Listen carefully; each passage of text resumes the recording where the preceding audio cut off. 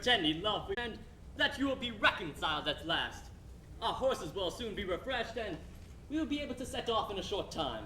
And here's something to bear your charges, by the way. Your sweetheart's jewels. Keep them, I say, and hang those who would rob you of one of them. But how have you acquired them? Ask me no questions, and I'll tell you no fibs. I acquired them by the rule of thumb. If I had not a key to every drawer in Mother's bureau, how could I go to the alehouse so often as I do? An honest man may rob his own at any time. Well, thousands do it every day. But to be plain with you, Miss Neville is trying to acquire them right now, and if she succeeds, it will be the most easiest way of obtaining them. Well, keep them anyway. At least until you know how it will be. I know how it will be. She'd as soon part with the last sound tooth in her head. But I fear her resentment when she finds they're missing. Oh, never mind her. Leave me to her resentment. I don't value her resentment the bounce of a cracker. Here she comes. Go, quick. Indeed, Constance, you amaze me. Such a girl as you wants jewels. There will be time enough, my dear, for jewels 20 years hence, when your beauty begins to want repairs. But who knows, madame? What will repair beauty at 40 will certainly improve it at 20. Yours, my dear, can admit of none. That natural blush is worth 1,000 ornaments. Besides, child, jewels are quite out at present. Don't you see half the ladies of our acquaintance, my Lady Kildaylight and Mrs. Crump and the rest of them, carry their jewels to town and bring nothing but paste and marcasites back? But who knows, madame? Someone who shall remain nameless may like me best with all my little finery about me. Consult your glass, my dear, and then see if with such a pair of eyes you would want any better sparklers. What do you think, Tony, my dear? Does your cousin Con want any jewels in your eyes to set off her beauties?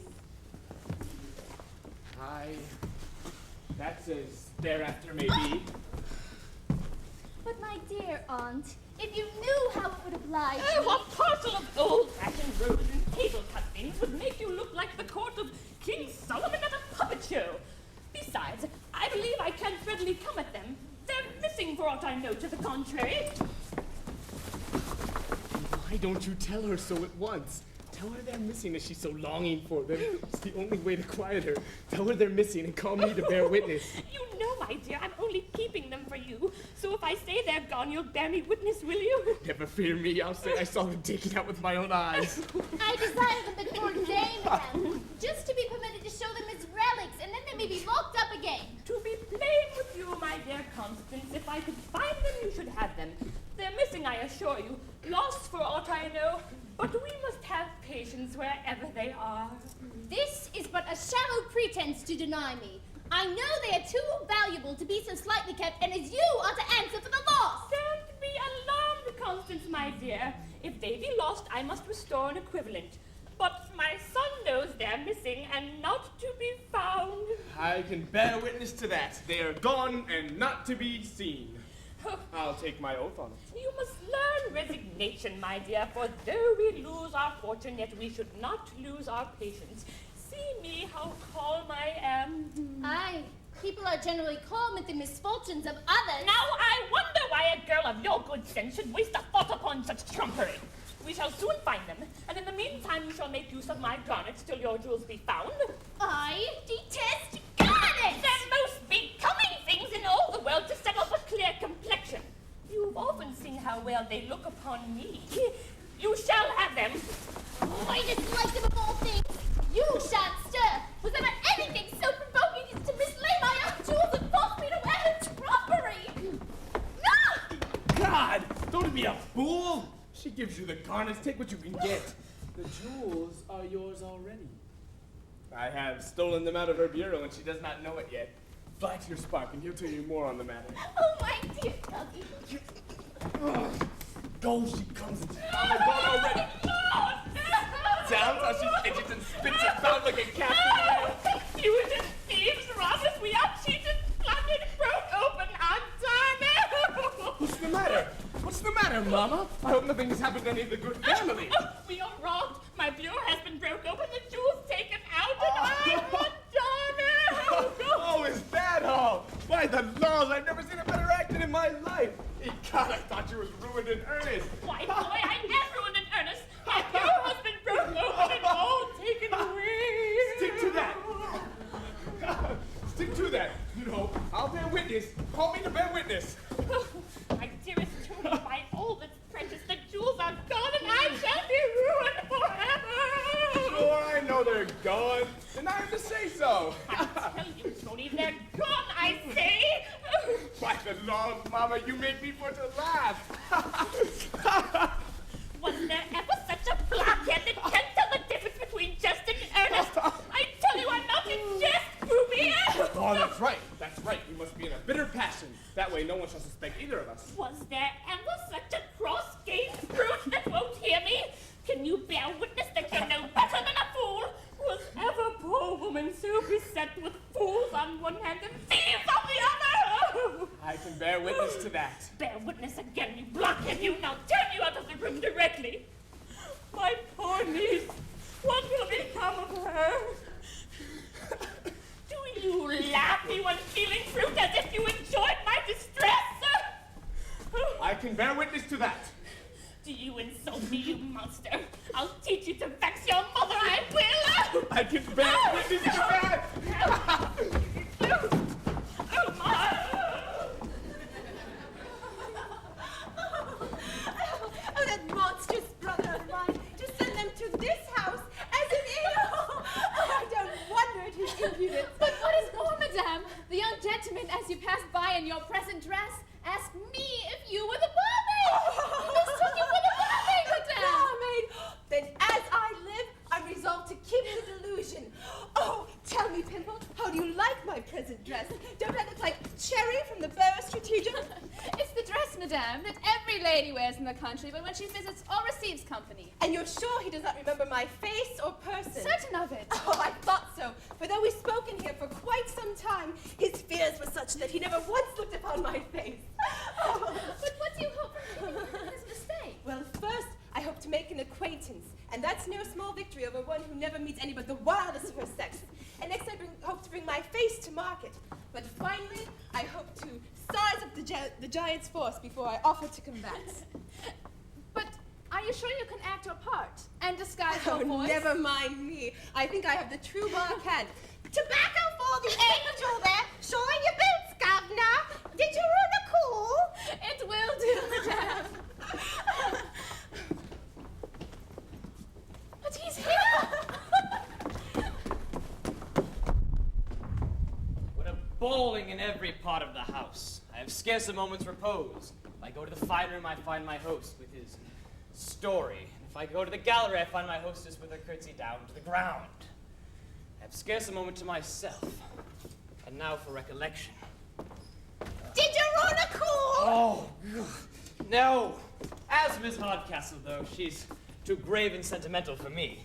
Did you run a call, sir? No, child. And besides, from the glimpse I had of her, I think she squints. I'm sure, sir, that I heard the bell ring. No, child. I have pleased my father by coming down, and tomorrow I shall please myself by return. I should be glad to know, sir. We do have such a parcel of servants in the house. Yes. Yes, my dear, I think I did call. I wanted... I vow you are vastly handsome. Oh, la, sir, you'll make one ashamed. Yes, my dear, I did call. Never seen a more sprightly and malicious eye in all my life. Do you have any of your, what do you call it in the house? Oh, no, sir, we've been out of that for 10 days. One may call upon this house, I find, to very little purpose. Suppose I should call for a taste, by way of trial, of the nectar of your lips. Perhaps then I'll be disappointed too. Nectar? Nectar? That's a liquor there's no call for in these parts. French, I suppose. Of true English growth, I assure you. Then it's odd I should not know it. I have lived here these 18 years. Oh, 18 years. Why, child, one would think you've been tending the bar since before you were born. How old are you? Sir, From this distance, I don't think much about courting. Yet closer, I don't think so much.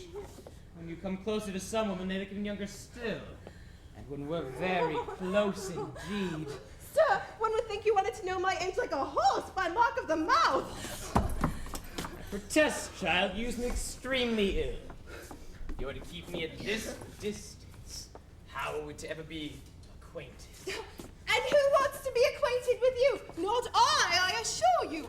I'm sure you did not treat Miss Hardcastle, No. who was here only half an hour ago, in this obstropulous manner. With her you looked dashed and kept bowing to the ground and sounded for all the world like a justice of the peace. Yes, in awe of her. A mere squinting, awkward little thing. Sure, I rallied and I railed her a little bit, but I could not be too harsh. No, curse me, I could never be too harsh. Oh, then you're so great a favorite among the ladies. Yes, a great favorite. Why, down at the ladies' club, they call me their Rattle. Rattlechild is not my real name. Solomons. Yes, Mr. Solomons at your service. Hold, sir, you're introducing me to your club and not to yourself. So you're so great a favorite there, you say? Why, yes, my lady. Is Lady Mantrap, the Countess of Sligo. No. Lady Biddy Buckskin, and your servants, too, to keep up the spirits of the place. Oh, then it's a very merry place, I suppose. Oh, yes, as merry as cards, supper, and old women can make us. And their agreeable rattle. God, I don't quite like this chit. She knows too much, methinks. You laugh at me, child? Oh, no. I'm just thinking what time they could be sitting with their families. She don't laugh at me. Do you ever work, child? Oh, yes, sir. There's not a quilt nor a screen in the whole house that can attest to that. Odd so. You know, I embroider and draw patterns myself a little too now and then. If you want to be judged, you must apply to me. Well, the colors don't look so well by candlelight, sir, but you shall see all in the morning. And why not now, my pretty little angel? Such fire burns beyond the power of resistance. Oh, the father!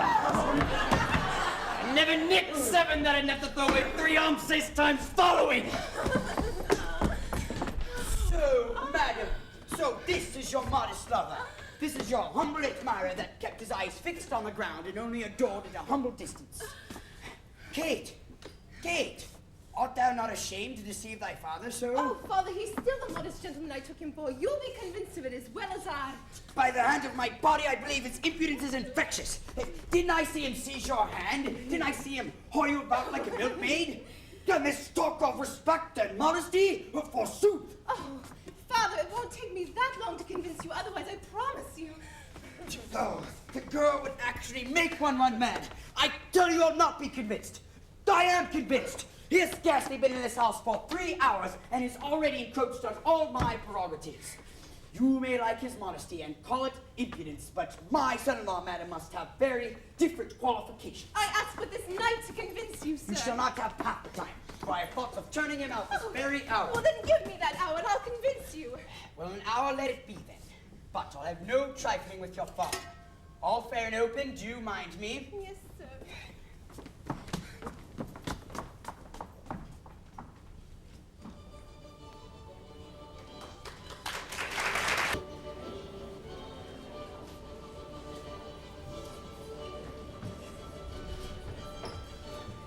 Sir Charles Marlowe expected you this evening.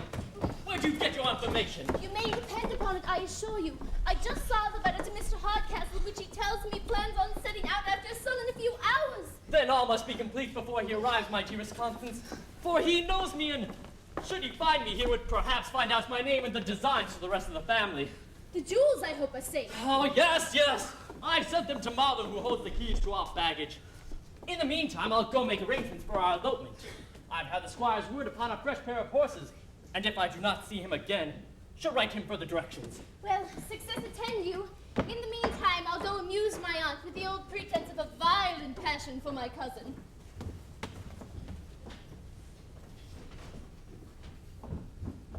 I wonder what Hastings could have meant by giving me such a valuable thing as a casket, when he knows the only place I have to keep it is the seat of a post coach in an indoor. Did you give it to the landlady as I told you? Yes, Your Honor. It is in her hands? Yes, she said she'd keep it safe enough.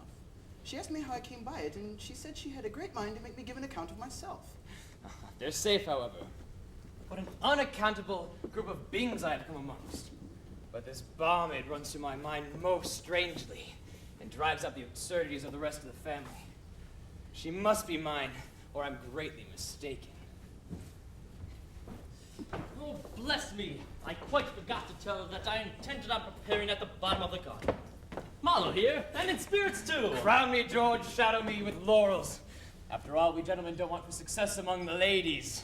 Some ladies, you mean, but what success has your honor been crowned with, that it grows so instant upon us? Do you not see that brisk, lovely little thing that runs around the house with a bunch of keys to its girdle? Well, and what then? She's mine, you rogue, you. Such fire, such motion, such lips. But are you God, she would not let me kiss them. so very sure of her? Yes, I'm sure. She talked of showing me her work above stairs, and I am to approve the pattern. But how can you go about robbing a woman of her honor? We all know the honor of a barmaid of an inn. I don't intend to rob her of anything. But I believe the girl has virtue. No, and if she does, I should be the last man in the world to try to corrupt it. Well, I hope the casket I sent you is in safety. Yes, it's safe enough. But how could you think the seat of a post coach at an indoor place of safety? Are you numbskull? I took better precautions for you than you did for yourself, I have. You did? I gave it to the landlady. To the landlady? Yes, the landlady. Oh, just great. She's to be accountable for its forthcoming, you know. She must not see my uneasiness. You seem uneasy, methinks. Sure nothing has happened? No, not at all. So you sent the casket to the landlady, who no doubt very readily undertook the charge? Rather too readily. For through her great precaution, she not only kept the casket, but the messenger too. They're safe, however. As a guinea in a miser's purse. Then all my hopes are over. Now we must set out without them.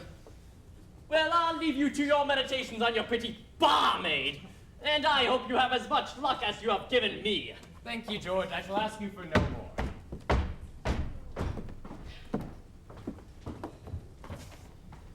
I no longer own my own house. It's turned all topsy-turvy. His servants have got drunk already. I'll bear it no longer. And yet, for my respect for his father, I'll be calm. Mr. Marlowe, your servant. I'm your very humble servant. Your very humble servant. What can be the wonder now? I believe, sir, you must be sensible, sir, that no man ought to be more welcome than your father's son, sir. I hope you think so. Oh, I do from my soul, sir. I usually make my father's son welcome wherever he goes. I believe you do, sir, from my soul, sir. But although I say nothing of your own conduct, that of your servants has been insufferable. Their manner of drinking has been setting a very bad example in this house, I assure you. That is no fault of mine. My orders were, as I was not drinking, they were to make up for my deficiencies below. They had my orders, I assure you. Did they... You shall hear from one of them themselves. Come, Jeremy, come, Sirrah. Didn't they have your orders for what they do? They had, I assure you. I'm satisfied. Were not my direct orders to you to do what you thought called fit for the house and... Please, Your Honor. Yes.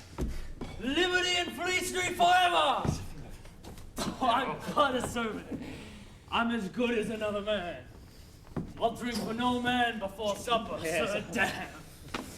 Good liquor will sit upon a good supper, and a good supper. My conscience, sir. Yes, that's very nice now. You see, man, he's as drunk as he possibly can be. What more would you have me do unless I was ever doused in a beer barrel? Zounds! You drive me distracted if I contain myself any longer. Mr. Marlowe! Sir, I have dealt with your insolence for more than 4 hours, and I see no likelihood of it coming to an end. I am now resolved to be master here, sir, and I desire that you and your drunken pack of friends leave this house directly. Leave this house on this night and all nights. And what when I'm doing all I can to please you? I tell you, you don't please me, sir, and I desire you leave my house. Leave your house? Surely you only mean to banter me. I tell you I'm serious, and now that my passion's aroused, I say this house is mine, sir. This house is mine, and I command you to leave it directly. A puddle in a storm. I shan't stir a step. Who are you to bid me leave this house, sir? I've never been met with so much impudence in all my life. Confound me, never! Nor I. Confound me if I ever did.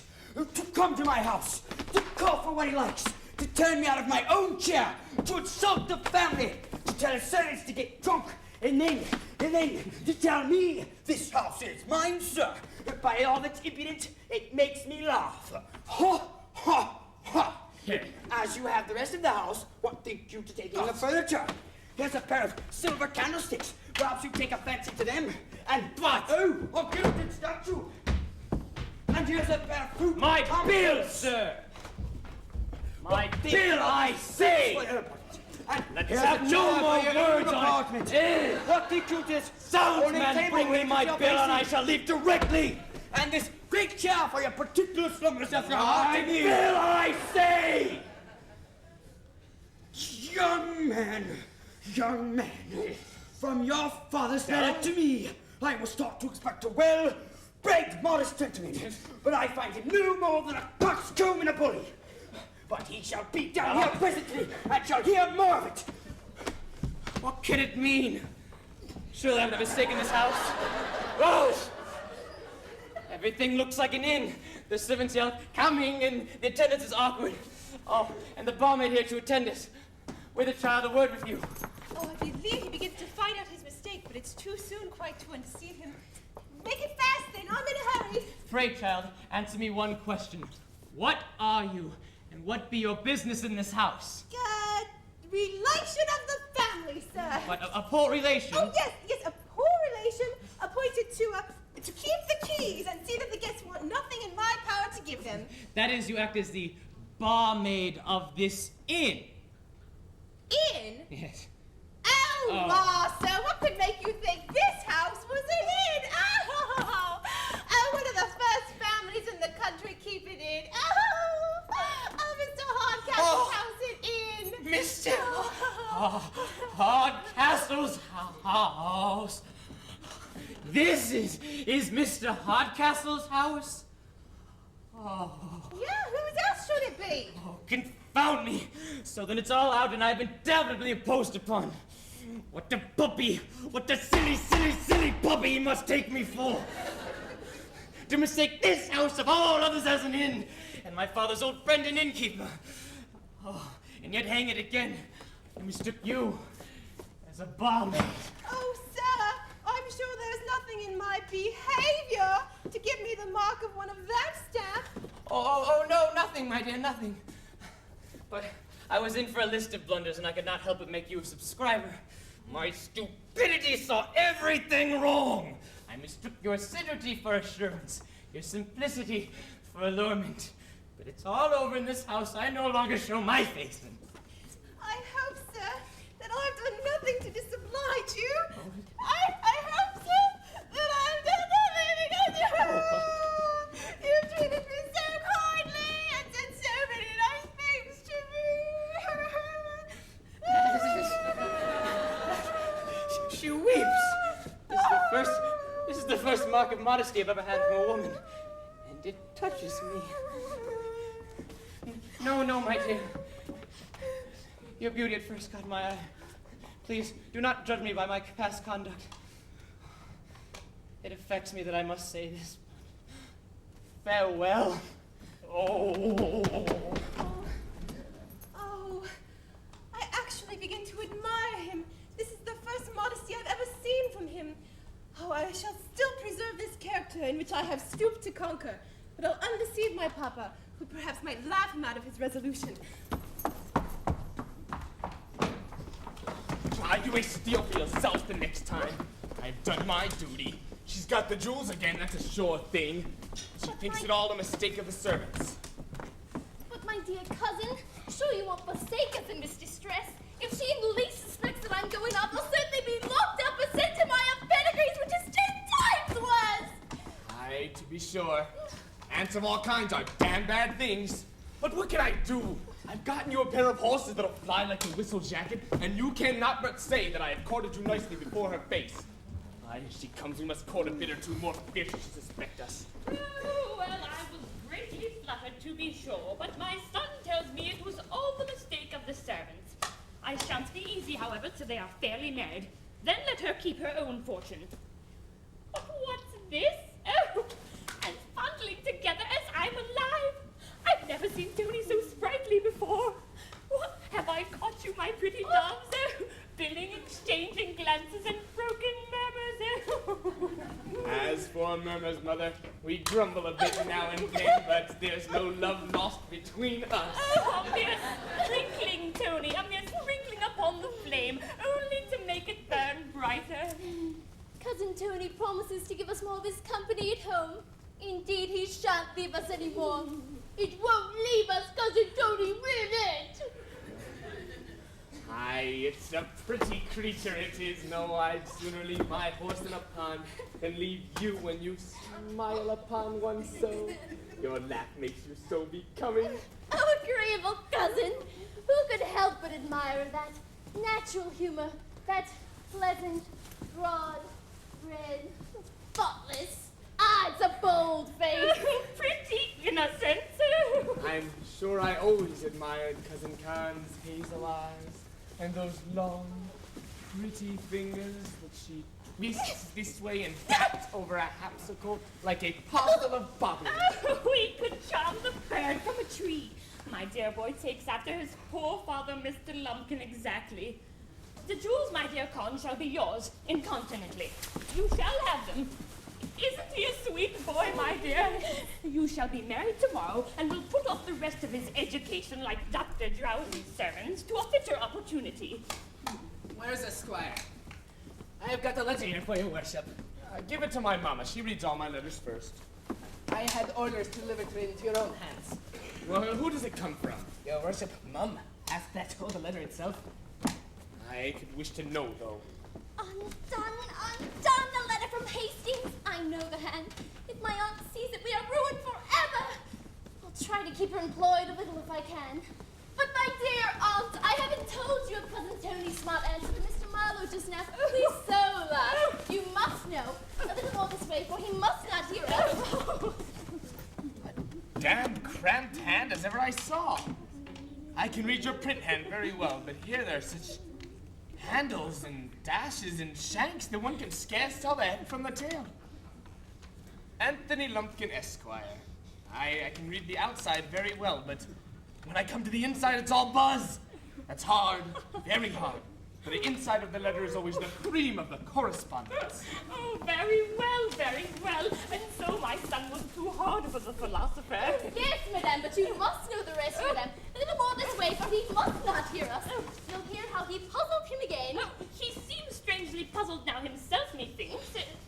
Damned up and down hand as if it was disguised in liquor. Dear Squire, aye, that's that. But then here there's an M, and an S, and a T.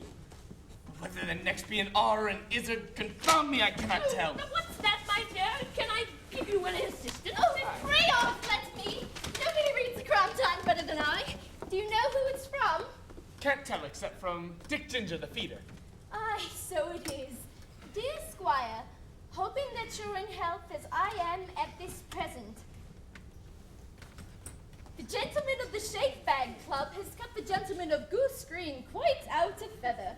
The odds, odd. Battle, long. Fighting, here, it's all about cocks and fighting. It's of no consequence. Put it up, put it up. No consequence? Miss, I tell you, it's of all the consequence in the world. I wouldn't lose the rest for a guinea. Here, Mother, what can you make of it? How's this?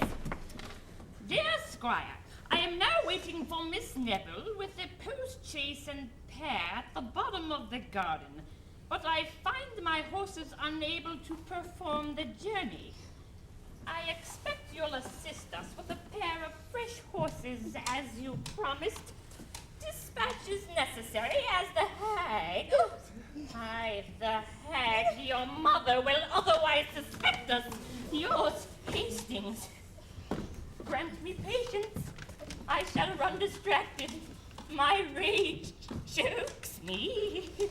My dear aunt, I hope you'll suspend your resentment for a few moments and not impute to me any impertinence or sinister design which may belong to another.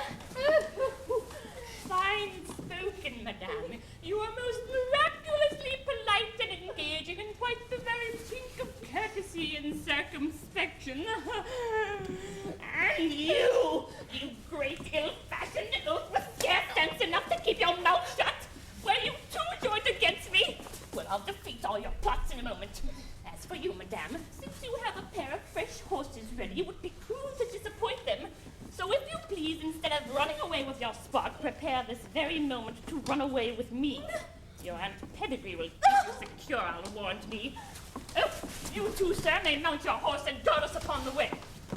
Roger! Diggory! Oh, I'll show you that I wish you better than you do yourselves. So now I'm completely ruined! Aye, that's for sure. What could be expected with being connected with such a stupid fool? And after all the nonsense signs I made him. Great God, miss, it was your own cleverness and not my stupidity that did your business.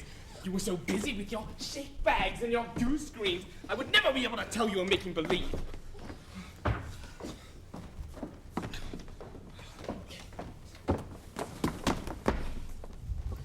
So, sir, I find by the servant that you have shown my ledger and betrayed us. Was this well done, young gentleman? Ah, here's another one. Ask Miss There who betrayed you. It was her doing, not mine. So I see I have been finely used here among you, rendered contemptible, driven to ill manners, despised, and laughed at. Ah, here's another one. We shall have old Bedlam broken loose presently. And there, sir, is the gentleman to whom we all owe every obligation. A mere boy, an idiot, whose ignorance and age serve only as protection. A poor, incontemptible booby, that would but disgrace correction. Yet with cunning and malice enough to make merry of all our embarrassments. An insensible cub. Complete with tricks and mischief. Ah, damn! Fight you both, one after the other with baskets! As for him, he's below resentment. But your conduct, Mr. Hastings, requires an explanation. You knew of my follies, yet did not undeceive me. The torch of my own disappointment. Is this a time for explanations? This is not friendly, Marlowe. Mr. Marlowe, we never kept on your mistake until it was too late to undeceive you. Be pacified. My mistress desires you get ready immediately, madame. The horses are put in two. Your hat and things are in the next room. We have to go 30 miles before the morning. Well, I'll come presently. Was it well done, sir, to render me contemptible and despised by everyone? Was it well done, sir, if you're upon the subject, to deliver what I entrusted to you to another, sir? Mr. Hastings, Mr. Marlowe, why will you increase my distress with this groundless dispute? I implore, I entreat you. Your cloak, madame. My mistress is very impatient. I come. Pray be pacified. If I leave you thus, I shall die with apprehension. Your hat and gloves. The horses, they're waiting. Oh, Mr. Marlowe, if you knew what a scene of constraint and ill nature lies before me, I'm sure it would convert your resentment into pity. I'm so distracted with a variety of passions that I know not what I do. Madam, George, forgive me. You know my hasty temper and should not exasperate it. The torch of my situation is my only excuse. My dear Hastings, if you have the constancy that I think you have for me, that I am sure you have, your constancy for 3 years will but increase the happiness of our future connection. I come! Constancy, remember. Constancy is the word.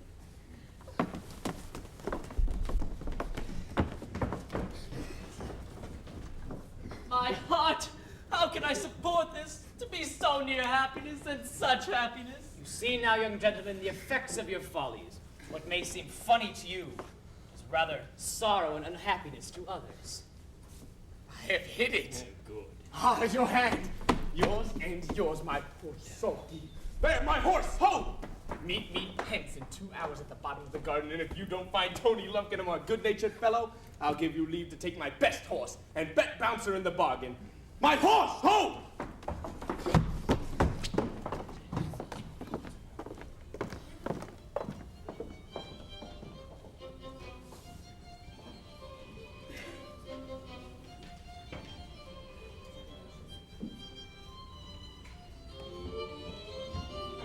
So you say you saw the old lady and Miss Neville drive off in a coach, you say? Yes, Your Honor. They went off in a post coach, and the young squire went on horseback. They're 30 miles off by this time. Then all my hopes are over. Yes, sir. Old Sir Charles has arrived. He and the master of the house have been laughing at Mr. Marlowe's mistake this half hour. They're coming this way. Then I must not let him see me. Now to my fruitless appointment at the bottom of the garden. This is about the time.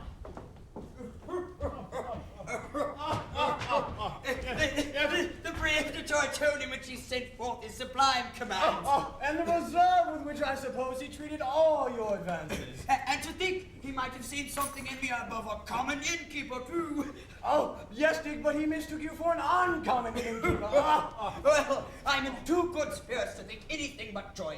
Yes, my old friend, this union of our families will make our friendships hereditary, and though our fortune is but small. Oh, why, Dick, will you talk of fortune to me? My sin is possessed of more than a competence already, and could want nothing more than a good and virtuous girl to share its happiness and increase it. If they like each other as you say they do. If, man, I tell you, they do like each other. My daughter as good as told me so. But girls are apt to flatter themselves, you know. I saw him grasp a hand in the warmest manner myself.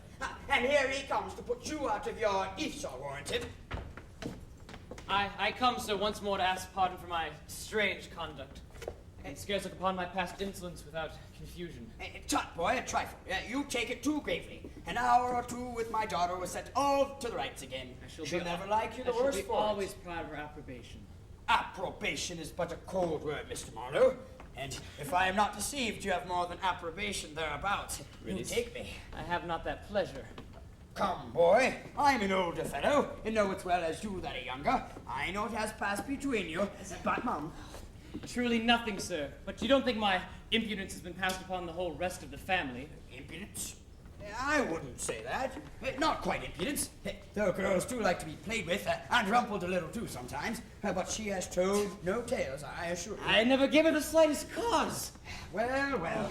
I like modesty in its place well enough, but this is overacting, gentlemen. You may be open. Your father and I will like you the better for it. May I die, sir, if I ever... I tell you, she don't dislike you. And I'm sure you like her. But, sir, I see no reason why you shouldn't be joined as fast as the parson can tell you. protest, Your sir. father approves the match. I admire it. Every moment's delay will be doing mischief. But, sir, why won't you hear me? By all that's just and true. We had but one meeting, and that was formal and uninteresting. I never gave the slightest hint of my attachment or affection. And nothing ever happened between us. I came and went as quick as I could. His modest formal impudence is almost beyond bearing. And you never grasped her hand or made any protestations. Heaven is my witness. I came down in obedience to your commands. We had but one meeting. I came without emotion and left without reluctance. And I hope you shall exact no further proofs upon my duties here in a house in which I have suffered so many mortifications. Excuse me, sir. I am astonished at the air of sincerity with which he parted. And I'm astonished at the deliberate intrepidity of his assurance. I dare pledge my life and honor upon his truth. Oh, here comes my daughter, Kate, and I will stake my happiness on her veracity. Kate, come hither, child. Answer us sincerely and without reserve. Has Mr. Marlowe made you any professions of love or affection? Oh, the question is quite abrupt, sir. But as I can see you need utmost sincerity, I would say that he has. Oh, you see? And pray, madam, have you and my son had more than one interview? Oh, yes, sir, several. Oh, you see? But did he profess any attachment? Oh, yes, sir, a lasting one. And did he talk of love? Much, sir. amazing, and all of this formally. Formally. Now, my friend, I hope you are satisfied. And how did he behave, madam? As most professed admirers do, said some civil things of my face, talked much of his want of merit and the greatness of mine, mentioned his heart, gave a short tragedy speech, and ended with pretended rapture. Now I'm perfectly convinced. I know his conversation among women to be modest and submissive.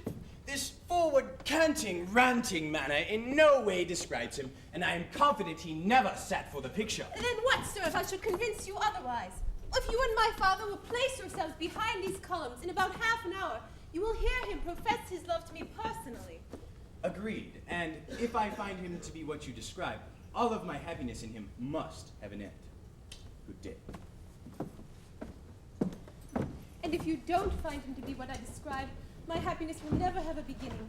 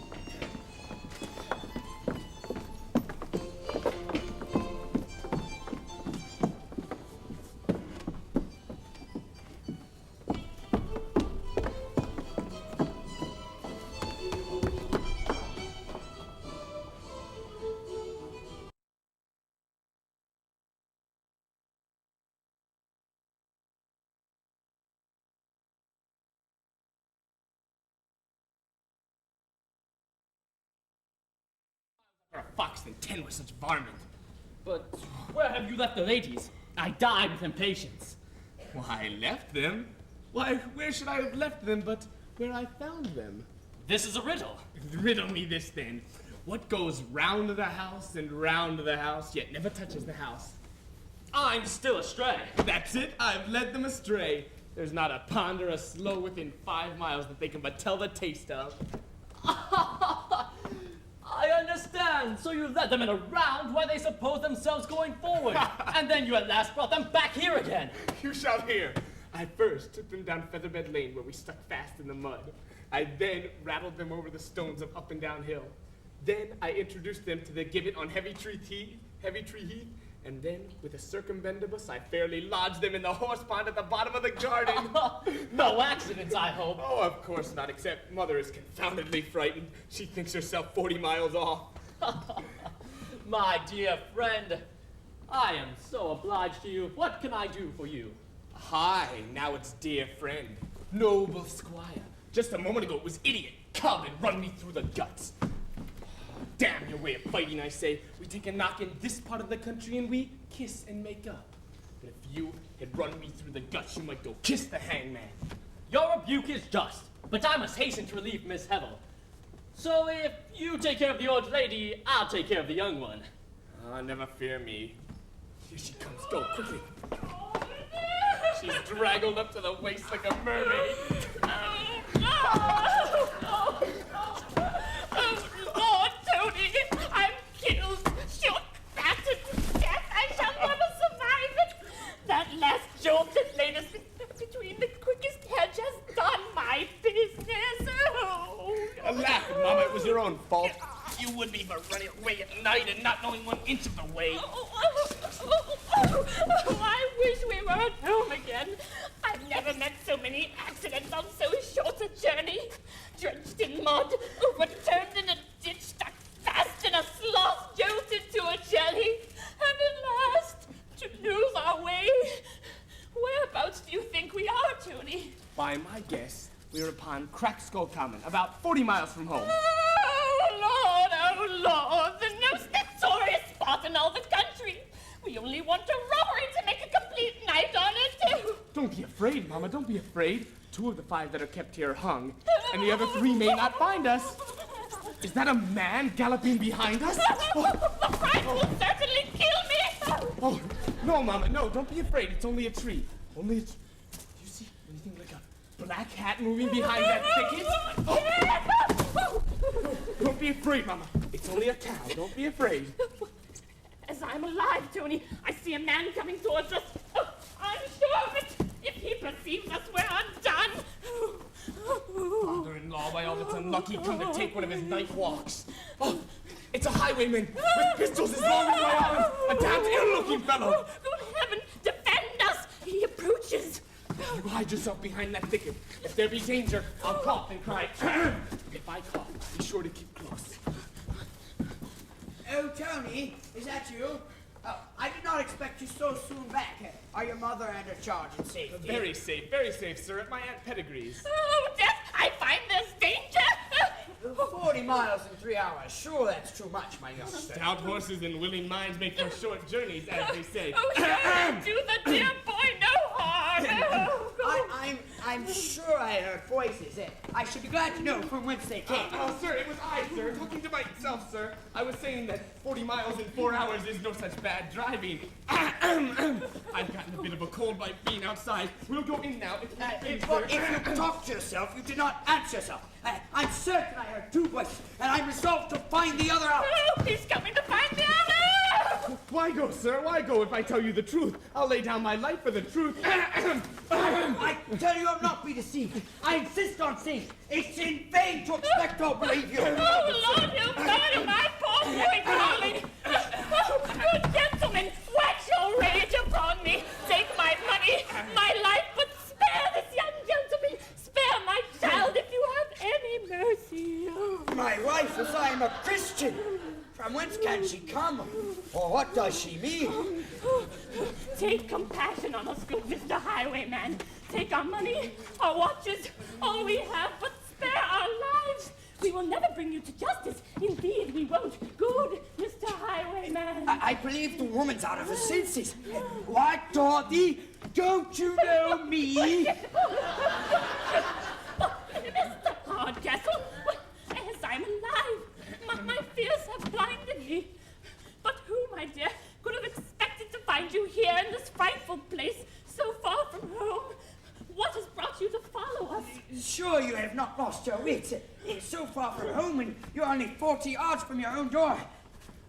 This is one of your old tricks, you graceless rogue, you.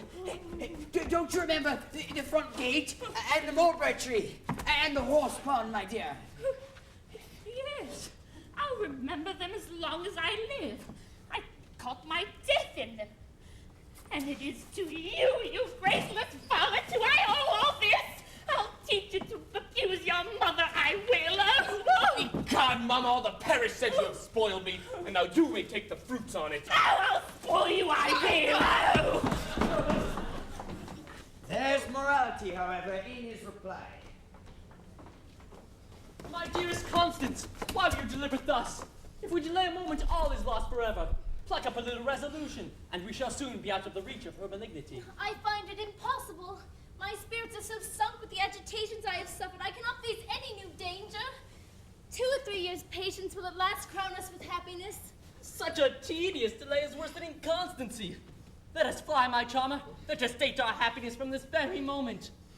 Perish fortune, love and content will increase what we possess beyond a monarch's revenue. Let me prevail. No, Mr. Hastings. No! Prudence once more comes to my relief, and I will obey its dictates. In a moment's passion, fortune may be despised, but it ever produces a lasting repentance. I am resolved to apply to Mr. Hardcastle's compassion and justice for redress. But though he has the will, he has not the power to relieve you. But he has influence, and upon that I am resolved to rely. I have no hopes, but since you persist so, I must reluctantly obey you.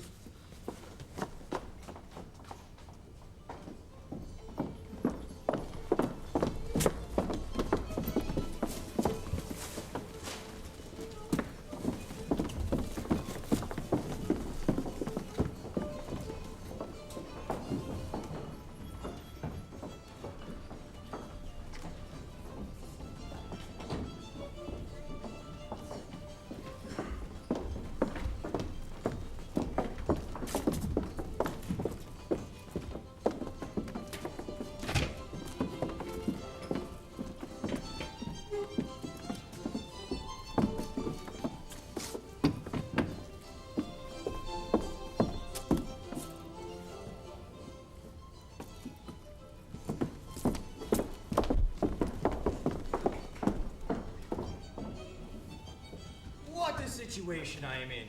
If what you say appears, I shall then find a guilty son. But if I find what he says to be true, I shall then lose one I wished of all others for a daughter.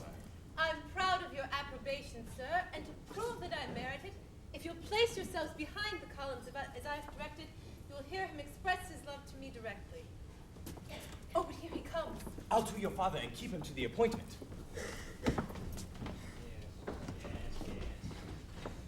Right. Oh, I come once more, nor did I till now know the pain I feel in separation. I believe these pains cannot be very great, sir, which you can so easily remove. A day or two more, perhaps, might lessen the uneasiness of what you now think proper to regret. This girl every moment improves upon me. No, my dear. I've traveled too long with the powers of my heart. The disparity of our fortune and education begin to lose their weight. And I must make one more painful effort of resolution. Then go, sir. I'll urge nothing more to detain you. Though my family be as good as hers who came down to visit, and my education, I should hope, not inferior, what are these attributes without equal affluence? I must retain only the imputed merit of your addresses, while all of your serious aims remain fixed on fortune. Here, behind these columns. Aye, make no noise. I'll engage my Kate covers him with confusion at last. Fortune, my dear, was ever my smallest concern. But why, it was your beauty that first caught my eye. For who could look at that without emotion? And every moment that I spend with you heightens and steals in some new grace and enhances the picture. What I first thought simplicity, I now see as the effort of conscious virtue. Sir, I must entreat you'll desist, as our acquaintance began, so let it end in indifference. I might have given an hour or two to levity, but seriously, Mr. Marlowe, do you think that I could ever retain the advances of a confident admirer? Does this look like confidence? Does this look like virtue? No, madam. Every moment that I spend with you only serves to heighten and increase my diffidence and confusion. But let me continue. I can hold it no longer. Charles! Oh my God! Charles! How hast thou deceived me? Is this your indifference? Your uninteresting conversations? Your cold contempt, your formal interview. What have you to say now? That I'm all amazement. What can it mean? It means you can say and unsay things at pleasure. That you can address a lady in private and then deny it in public. That you have one story for us and another for my daughter. Daughter? This lady is your daughter? Yes, sir, my only daughter, my Kate. Whose else would she be? Oh, the devil! Yes, sir, that very identical tall, squinting lady that you address as the mild man of virtue, and as the agreeable rattle of Oh, confound me! This is more than I can bear! In which of your characters, sir, will you give us leave to address you? As the mild man who speaks only to be heard, or as the agreeable rattle of a lady's glove? Is this worse than death? I must be gone! I say, sir, you shall not. I see that it was all a mistake, and I'm rejoiced to find it. I'm sure she'll forgive you. Won't you forgive him, Kate? We'll all forgive you. Take courage, man. So they're gone. Let them go. I cannot. Who go? Oh, my dutiful niece and her gentleman, Mr. Hastings from town. He who came with our modest visitor here. Who, my George Hastings? As honest a fellow as lives, and the girl could not have made a more prudent choice. By the hand of my body, I'm proud of the connection. Oh, well, if he has taken the lady, he has not taken her fortune. That remains in this family to console us for her loss. Sure, Dorothy, you would not be so mercenary. Aye, that's my affair, not yours. But if your son, when of age, refuses to marry his cousin, her whole fortune is then at her own disposal. Oh, but he is not of age, and she has not thought proper to wait for his refusal. What? Return so soon? I begin not to like it. For my late attempt to fly off your niece, let my present confusion be my punishment. We have now come back to appeal from your justice to your humanity. By her father's consent, I first paid her my addresses. and our passions were first founded from duty. Since his death, I have been obliged to stoop to dissimulation to avoid oppression. In an hour of levity, I was ready to give up even my own fortune to secure my choice. But I am now recovered from the delusion, and hope from your tenderness what has denied me from a nearer connection. Oh, this is all but the winding end of a modern novel. Be it what it will, I'm glad they came back to reclaim their due. Come hither, Tony boy. Do you now refuse this lady's hand whom I offer you?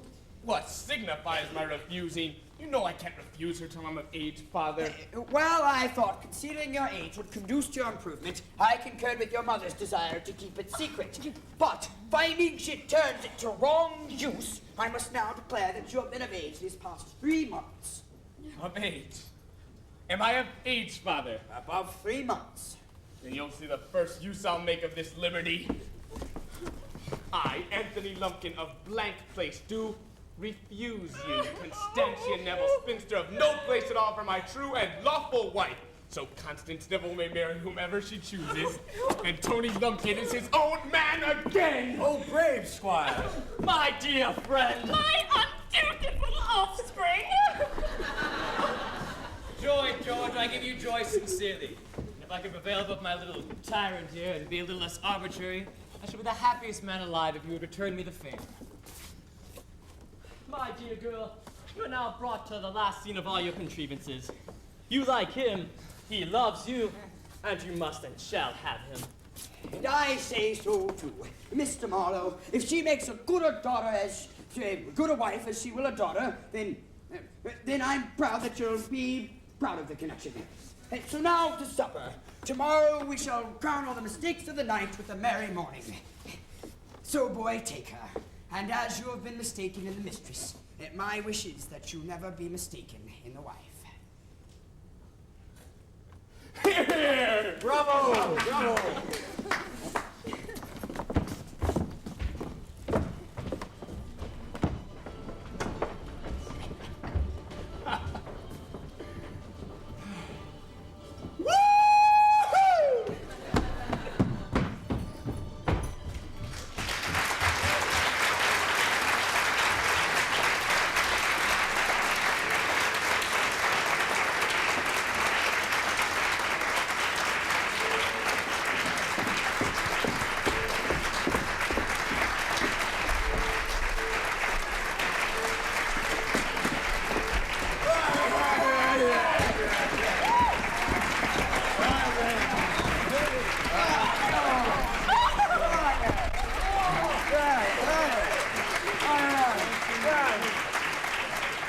Oh,